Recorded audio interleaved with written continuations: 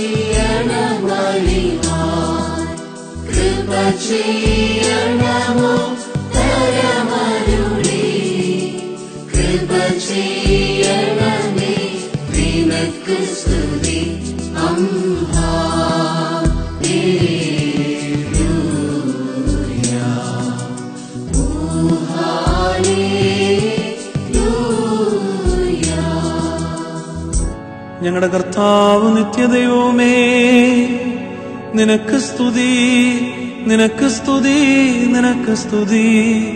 ഞങ്ങളുടെ കർത്താവ് യേശുമശീഹാ, ഞങ്ങൾ നിന്റെ തിരുശരീരം ഭക്ഷിച്ചതും പാപപരിഹാരപ്രദമായ തിരുരക്തം പാനം ചെയ്തതും ഞങ്ങളുടെ മേലുള്ള ശിക്ഷയ്ക്കും കുറ്റാരോപണത്തിനും കാരണമാകരുതേ.